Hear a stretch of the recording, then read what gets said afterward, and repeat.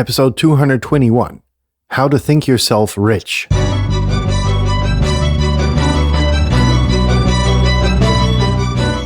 You're listening to the very best podcast in the world on health, wealth, and happiness. Please remember to leave a review and share with all your friends and family. And here is your host, Lars Hilser.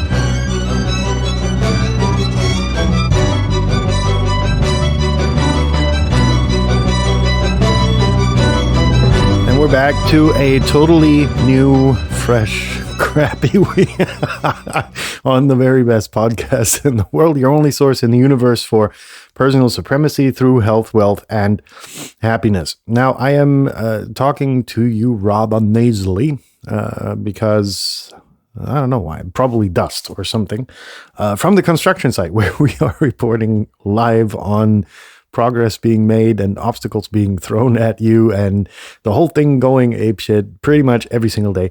But what the hell? It's got to get done. And that's the more proper attitude. So I hope everybody was successful in enforcing happiness onto their lives throughout the weekend. And thought that today we would start out with the wealth aspect of the podcast, in that we're going to talk about how to think yourself rich, or how to wish yourself rich, which is bizarre from a title's perspective, but you'll see when we get there what I mean. So what else have we got? We've got housekeeping. Number one, views my own, blah, blah. And number two, sharing is caring. Please share these episodes with the world and other worlds, for all I'm concerned, because there's a high likelihood of people actually being helped. As I was recently informed via email, in regards to that, any questions, feedback, whatever, please email theverybestpodcastintheworld@gmail.com. And I got an email there saying, hey, a friend of mine shared, one of these podcast episodes. And since then I've become a loyal subscriber. But the main thing that actually moved me was that this person then went ahead and said, referenced 3 or 4 episodes that I'd actually totally forgotten about, but which proved to be insanely valuable to them. So, the motto that or the mantra that I'm chanting daily, sharing is caring, actually works out. And this was just an interesting experience to have, to get, very direct and very interesting feedback. So that being said, construction site still going on, episodes shorter, and we're already busting 3 minutes with BS. So let's get started. So how do you think yourself rich, or how do you wish yourself rich? Well, becoming wealthy starts in your mind, not in your wallet.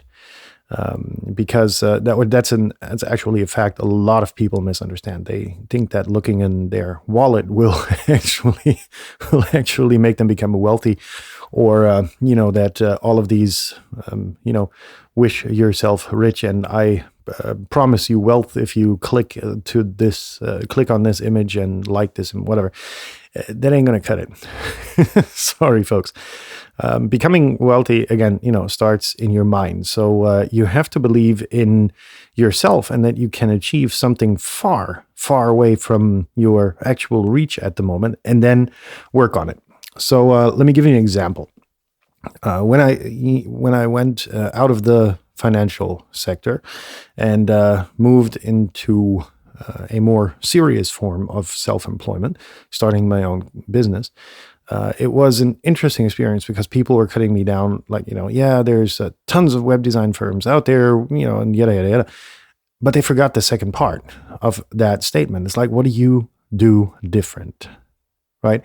And that was where I actually had figured everything out The problem was, again, I was 5 years ahead of my time, and that, presented interesting challenges in itself. That's, for the history books, but it proves a point. Again, I was actually way, way, way out of reach, or the goal was far out of my reach.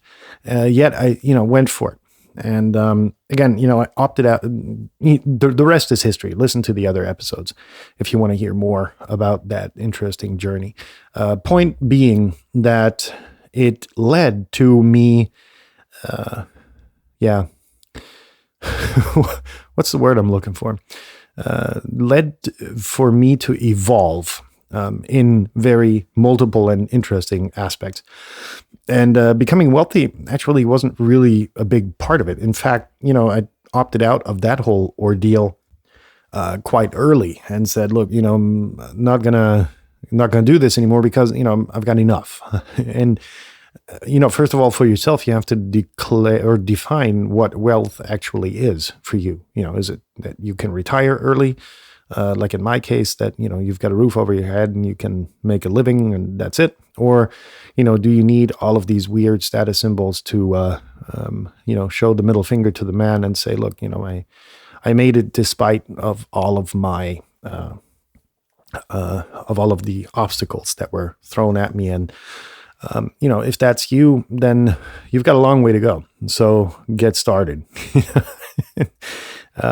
That's the definition of wealth. But, you have to really convince yourself, first of all, that there is no shortage of money, even when you don't have enough, right? It's out there.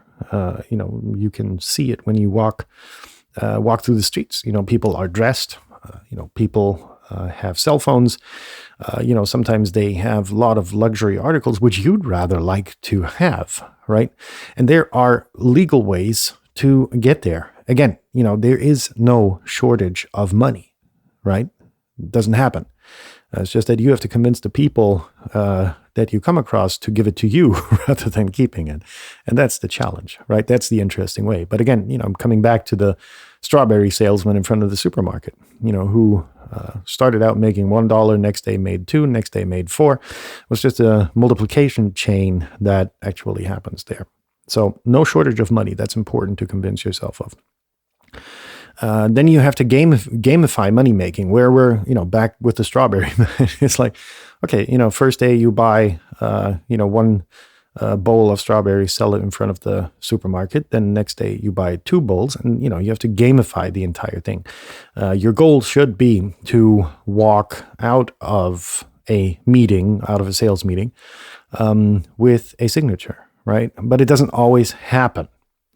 So it's about, how do you improve yourself and in selling, and how do you actually make your product so that it becomes interesting, and unique, so that nobody can jump in and offer the same product for half the price, right? That's another important thing. Money making has become so abstruse that you can't really have something unique anymore, because anybody has access to anything nowadays. And there's always going to be someone who's going to be able to undercut you price-wise because they have better funding, right? And they can kick you out of the game. That's always the case. So gamifying money making is something maybe we're going to go into in the future. Next thing to think about is to set your expectations unreasonably high, right? For me, that was when I started my first company. Everybody was going insane because I was pitching to the world. I wasn't pitching regionally. I wasn't pitching in Germany. I wasn't pitching in Europe. I was pitching all across the globe. And that in itself is a challenge, right? Because you've got market entry barriers, you've got taxes to think about, you've got customs to think about, and so on and so on and so on. But that made it just so interesting and gave me access to so many cultures, and made me learn so much about such a large variety of things that, this whole thing was just interesting in itself, the experience of pitching globally rather than staying in my region, and thereby making it more easy, perhaps, to pitch what I was selling, beside the fact that the market wasn't ready for it. In rural Germany, who's going to need a website at that time, right? Block out fear. That's insanely important. You're going to have to be ignorant of fear. This is a very quite general thing that you have to have. It's because you can fail everywhere. It's about how you deal with being turned down and rejected in your product, maybe even being ridiculed. It's about sitting down and being so convinced about what you are selling, pitching, offering, that no one can really say no, because you're so convinced about it, and B, failure is not an option, right? But failure in that sense, or being turned down or rejected or whatever it is at the end of the day, you're going to have to sit your ass down and do your lessons learned. That's the insanely and most important thing is to, if you get rejected or turned down, don't grab a bottle of whiskey, sit in the corner and, cry. But it's about really actually sitting down with an open mind, probably somewhere in nature, and saying, okay, look, what went wrong, right? And then reflecting upon that, and then improving your strategy going into the next meeting with another iteration, and then, pitching the whole thing again. That's really, really, really important. Personifying money is another very important thing. Personifying money, meaning that you have to see money as your friend. This may sound weird. This may sound borderline perverse, but it actually helps, if you don't give it a name. It's ridiculous. But where is it? I don't know. Whatever helps, right? And it's about really seeing money as your friend, and you want to keep friends around you. So when you're spending money, it's like, hey, you're giving away friends, and that alone should prevent you or put you in a situation where you're just going to haggle and negotiate about anything, because you don't want to give away too many of your friends, right? And if you can give away less of your friends, then, well, there you go. You have more friends left. So, that's really an interesting thing to look at as well. Personifying money. Another important aspect of thinking or wishing yourself rich is that it's that getting rich is natural, right? You make a living, period. And anything that comes above that makes you wealthier, or if you save money, just improves your situation. And that's really something that is also insanely important to look at, is that, getting rich is natural. It's a natural walk of life.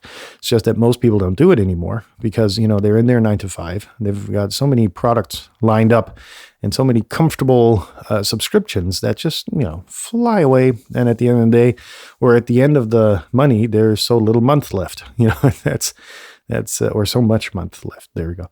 And that's really an interesting perspective to also look at. Last but not least, and then we're gonna kill this thing, is you deserve to be rich because you can. It's not about. That's what I said. You don't need a degree to sell strawberries in front of the supermarket. It just doesn't happen. You just need to be a good businessman, right? You need to be there when people want something, and then you sell your strawberries there.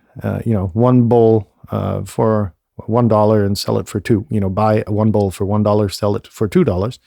The next day you come back and do the same thing with a multitude of baskets of strawberries. And high finance is insanely interesting, and there's loads of money to be made. But actually, the most wealthy people that I've met in my life were those that actually sold more along the line of the strawberry salesman, rather than those in high finance who, were not really wealthy, for one, and number two, they weren't really interesting. So in that sense, I hope I was able to start your week off with an interesting episode. Wish you a good rest of your Monday. If you already had your Monday, have a good night. Leave your hands above the blanket. And we'll be in touch tomorrow, probably still from the construction site. Let's see. And then we're going to talk about something I haven't really decided upon yet. So in that sense, peace out, folks. And we'll be in touch tomorrow. Bye now.